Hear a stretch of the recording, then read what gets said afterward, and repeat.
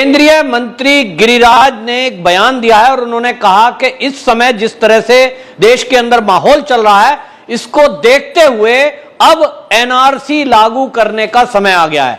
उन्होंने कहा कि जिस तरह से देश के अंदर रामनवमी के जुलूस पर हमला किया जा रहा है, हनुमान जन्मोत्सव के ऊपर हमला किया जा रहा है, सीएए के नाम पर सड़कों पर उतरकर लोग विरोध कर रहे हैं, यहां तक कि हिजाब को लेकर आंदोलन चलाया जा रहा है। उन्होंने कहा जिस तरह से राम जन्मभूमि के विरोध में कुछ लोग उतरे, जिस तरह से देश के टुकड़े टुकड़े करने की बात करने वाले लोग ये दंगाइयों के पक्ष में खड़े हो गए, और जिस तरह से रोहिंग्या और बांग्लादेशी घुसपैठिए पूरे भारत में जगह जगह दंगा फसाद और अपराध कर रहे हैं, अब यह समय आ गया है कि ऐसे लोगों के खिलाफ एक सख्त एक्शन सरकार ले और एनआरसी लागू हो, नाम रजिस्टर में सबके दर्ज हो, और जो लोग बाहर से घुसपैठ करके आए हुए हैं उनके खिलाफ एक्शन हो। इसके बात को लेते हुए उन्होंने कहा कि जो लोग इस तरह की बातें करते हैं ये बताएं कि जो धार्मिक जुलूस, ये धार्मिक यात्रा, चाहे वो रामनवमी की हो, फिर चाहे वो हनुमान जन्मोत्सव की हो, वो भारत में नहीं तो क्या पाकिस्तान, अफगानिस्तान और बाकी जगह निकलेगी? ये उनका सवाल था। और सवाल ये है कि एनआरसी को लेकर के जब मोदी सरकार 2014 में आई, उन्होंने सीएए कानून बनाया और उसके बाद से एनआरसी को लागू करने की बात हो रही थी। लेकिन इसी में एक बात आई थी कि जब एनआरसी लागू हो जाएगा तो एनआरसी में एक सिटीजन रजिस्टर जो है उसमें नाम दर्ज होंगे, तो वो उन्हीं लोगों के होंगे जो सन 1971 के पहले यहां आए हुए हैं।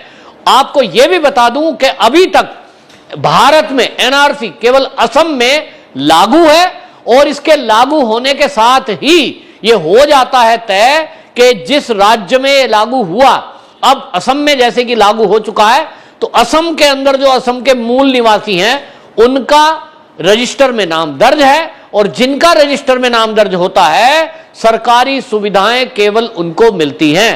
केंद्र सरकार या राज्य सरकार की तरफ से मिलने वाली सुविधा जैसे कि फ्री उज्ज्वला योजना है, फ्री में उनको बीमा है स्वास्थ्य का, इसी तरह शौचालय के लिए पैसा मिल रहा है, सम्मान निधि किसानों को मिल रही है जो 2000 रुपए प्रति महीने दी जा रही है, वो ये सब सुविधा केवल उन लोगों को मिलेगी जिनका रजिस्टर में नाम होगा।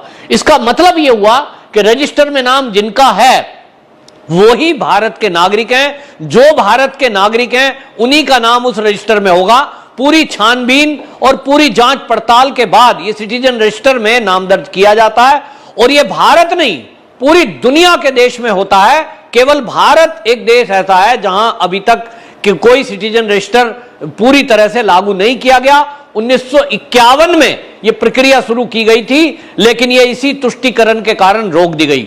2014 के बाद से मोदी सरकार आई और इस पर काम शुरू किया, लेकिन हमने देखा कि जैसे ही एनआरसी की बात शुरू हुई, ये जो देश का विपक्ष है जिसमें ममता बनर्जी हो गई, कम्युनिस्ट हैं, कांग्रेस है, ये सब के सब विरोध में खड़े हो गए और धमकी देने लगे मोदी सरकार को कि यदि इसको लागू किया गया तो इसके परिणाम ठीक नहीं होंगे। इसका मतलब क्या है? इसका मतलब यह हुआ कि जो 3 करोड़ बांग्लादेशी घुसपैठी और रोहिंग्या हमारे भारत में अवैध रूप से रह रहे हैं, यह विपक्ष उनको यहां नागरिकता देना चाहता है। यानी जिस तरह से अब काम चल रहा है वो चलता रहे। इसका मतलब क्या है? इसका मतलब यह है कि जो महीने में 2 बार केंद्र सरकार राशन दे रही है, एक बार केंद्र की तरफ से, एक बार राज्य की तरफ से, इसी तरह फ्री आवास योजना के तहत मकान दिए जा रहे हैं, इसी तरह शौचालय बनाने के लिए धन दिया जा रहा है, फ्री में बीमा दिया जा रहा है। ये जितनी योजना मिल रही है वो अरबों रुपया उन लोगों के ऊपर भी खर्च इस समय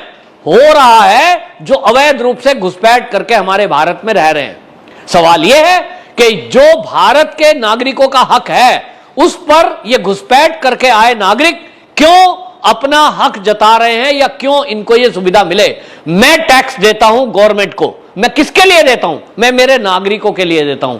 मेरे देश के वासी चाहे वो किसी भी धर्म के मानने वाले हो, मैं मानता हूं कि वो मेरे ही परिवार के अंग हैं, और मैं अपने परिवार के लिए सहर्ष खर्च करता हूं। मेरा भाई है, भतीजा है, जो मेरे रिश्तेदार हैं, उनको तो मैं अपनी खुशी से अपनी तनख्वाह का पैसा और खिला सकता हूं, लेकिन मैं किसी पड़ोसी को क्यों खिलाऊंगा? तो ऐसी स्थिति में देश के ऊपर 3 करोड़ बांग्लादेशी घुसपैठिए, इनका भार ये हमारी आर्थिक स्थिति को भी डगमगा रहा है। यहां एक बात और गौर करने की है, मैं हूं या मेरी मित्र मंडली या मेरे रिश्तेदार, आम तौर पे क्या चर्चा है, वो कहते हैं साहब हम दो हमारे दो।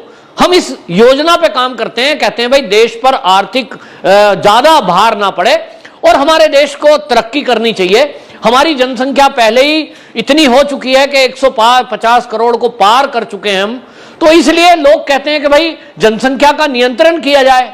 लेकिन ये जो घुसपैठिए हैं, ये जो बांग्लादेश से आए हुए हैं, ये कुछ दिनों पहले तक कुछ केवल लाख थे, 1971 में कुछ लोग आए थे सीमा पार करके और हमने मानवता के नाम पर इनको रखा, लेकिन आज 3 करोड़ की संख्या को ये पार कर चुके हैं। और योजना क्या है? इनकी योजना है कि धीरे धीरे इस भारत पे फिर से अपना कब्जा कर लें। इस नियत से ये अपनी जनसंख्या को बड़ी तेजी से बढ़ा रहे हैं। जो आंकड़े हैं, और सरकारी आंकड़ों को छोड़ दें, अगर प्राइवेट तरीके से देखें, इनकी आप बस्ती को देखिए, झुग्गी को देखिए, एक एक परिवार में 20-20 बच्चे। उनका लक्ष्य है कि यहां भारत की अर्थव्यवस्था को डामाडोल करना, भारत में अपराध को बढ़ावा देना और यहां के संसाधनों पर कब्जा करना। ये इनके 20 बच्चे होंगे तो क्या करेंगे, केवल एक बोरी टाट की ला करके उन्हें दे देते हैं, सुबह सुबह कूड़ा बीनने निकल जाओ। किसी का घर के बाहर कोई बाल्टी, कोई मग्गा, कुछ चम्मच, कुछ पड़िए उठा के ले आओ, और कबाड़ी कबाड़ी का काम करते करते ये इस तरह के बन गए हैं कि आज जो दिल्ली का जहांगीरपुरी का दंगा है, उसमें जो खुलासा हुआ है वो चौंकाने वाला है कि जो कभी कबाड़ी का काम करता था, इसी तरह सड़कों पर कूड़ा बीनता था, वो आज BMW में चल रहा है, हाथ में 8 अंगूठी पहन रहा है, 8 उंगलियों में, गले में आधा किलो की सोने की चैन है, लाखों करोड़ों रुपए का उसने प्रॉपर्टी इकट्ठी कर ली है। कहां से? 2 नंबर के धंधों से। तो 2 नंबर का धंधा करेंगे, उसके लिए पूरा गिरोह तैयार करेंगे, दंगे कराने के लिए फंड लेंगे विदेशों से, और दिल्ली में और देश के अलग अलग जगह ये जुगट्टा बना के रहते हैं ताकि राजनीतिक जो गठजोड़ है उसके तहत ये यहां संसाधनों पे कब्जा करें। और इनकी नीयत यह है कि भारत में अर्थव्यवस्था के साथ साथ ये व्यवस्थाओं को भी डामाडोल करने में, दंगा फसाद करने में भी आगे रहते हैं। तो ये सब चीजें जो देखने को आई है, इसके बाद जो गिरिराज जी ने कहा है, गिरिराज जी देश की आवाज बोल रहे हैं। वो जो कह रहे हैं ये खाली गिरिराज जी का बयान नहीं है, ये देश के आज हर वो व्यक्ति इस बात को बोल रहा है कि देश में एनआरसी लागू करो, जो इस भारत माता से प्यार करता है, जो इस देश की तरक्की चाहता है, जो इस देश को सुरक्षित रखना चाहता है। आप देख लीजिए सोशल मीडिया पे चारों तरफ एक ही चर्चा है कि ये जो घुसपैठिए हैं, ये हमारे देश में आकर हम ही को आंख दिखा रहे हैं और हमारा ही विरोध कर रहे हैं, हमारे ऊपर हमला कर रहे हैं, घरों के अंदर घुस जाते हैं, घरों में हमला कर देते हैं और अपराध इतना कर रहे हैं और इनके हौसले इतने बड़े हुए हैं कि पुलिस भी इनकी बस्तियों में अंदर नहीं जा सकती। मतलब आप समझिए कि इन अपराधियों के हौसले कितने बड़े हुए हैं कि पुलिस तैनात है, आरएएफ तैनात है, केंद्रीय सुरक्षा बल तैनात है, और उस तैनाती से भी ये डर नहीं रहे। इनको बेखौफ होकर के ये पथराव करने का दिमाग में आता कैसे है? क्योंकि इनको पता है कि हमारे पीछे इस देश का पूरा विपक्ष और इस देश की न्यायपालिका, बहुत सारे एनजीओ और कुछ देश ऐसे हैं जो इनको फंडिंग करते हैं, वो खड़े हो जाएंगे। एक भी गोली इनको लगी तो देश के विरुद्ध नैरेटिव चलाने वाले लोग, इनका इकोसिस्टम इतना मजबूत है कि तत्काल वो फोटो वीडियो को एडिट करके और उल्टी सीधी बातें लिखकर उसको वायरल कर दिया जाएगा कि देश लुटे तो लुटे, देश में अपराध हो तो हो, देश में दंगे हो तो हो, उनको सत्ता, उनकी कुर्सी बची रहे। और इसी के चलते ये सब हो रहा है। अब एनआरसी लागू होगा तो जैसा मैंने कहा कि सबसे पहला काम एनआरसी लागू होते ही ये होता है कि जिसका रजिस्टर में नाम नहीं है, नेशनल रजिस्टर में, वो किसी भी देश का नागरिक नहीं कहलाता। ये बांग्लादेशी समय रहते अपने देश में चले जाएंगे तो बांग्लादेश की नागरिकता रहेगी, भारत की नागरिकता इनके पास नहीं रहेगी। तो फिर ये कहां जाएंगे?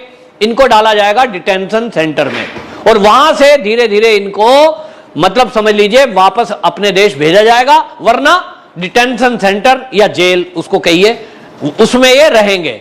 तो दूसरा क्या होगा? इसी तरह से इनको वोट डालने का अधिकार नहीं होगा। सबसे बड़ी बात कि ये जो लोग हैं रजिस्टर में जिसका नाम है, वोटर लिस्ट को इससे जोड़ा जाएगा और इन सबके पास फर्जी आधार कार्ड आज इनके पास हैं। तो अब रजिस्टर जब बनेगा वो, नेशनल रजिस्टर एनआरसी, उसके बाद तो वोट वही डालेगा जिसका एनआरसी में नाम है, नेशनल सिटीजन रजिस्टर में जिसका नाम है वही वोट डालेगा, उसी को राशन मिलेगा, उसी को सरकारी स्कूल में बच्चों को एडमिशन मिलेगा, उसी को सरकारी अस्पताल में फ्री का इलाज मिलेगा, दूसरों को नहीं मिलेगा। इसका मतलब यह हुआ कि इसके बाद जो बांग्लादेशी घुसपैठिए जिनकी संख्या 3 करोड़ है वो भारत में रह तो रहेंगे लेकिन उनको कोई सरकारी सुविधा नहीं मिलेगी, और निश्चित रूप से फिर जब नहीं मिलेगी, वोट डालने का अधिकार नहीं होगा, तो जो राजनीतिक पार्टियां आज इनके हित में खड़ी हुई हैं, इनके पीछे खड़े होने का ड्रामा कर रही हैं, उनका मकसद क्या है? उनका मकसद है इनकी वोट लेना और वोट लेकर के गद्दी हासिल करना। जब वोट नहीं दे पाएंगे, वोट बैंक इन पार्टियों का खिसक जाएगा, उसके बाद आप देखना कोई इनके साथ खड़ा नहीं होगा कि भाई वोट तो है ही नहीं इनकी, फिर इनके पीछे क्यों खड़े हो। तो जो गिरिराज जी ने कहा है वो निश्चित रूप से घुसपैठियों के लिए होगा, और आप देखेंगे कि अभी ये घोषणा हुई है, अभी केवल गिरिराज जी ने चर्चा की है, अभी इस पर काम होना बाकी है, लेकिन आप देखेंगे देश का विपक्ष किस तरह से इस एनआरसी का विरोध करेगा, जबकि पूरी दुनिया में उनके देश का एक रजिस्टर होता है जिसमें नागरिकों के सब डाटा दर्ज होते हैं। तो भारत में क्यों नहीं दर्ज हो, यह विपक्ष से सवाल है, और कोई इसका उत्तर दे सकता है तो दे। वंदे मातरम।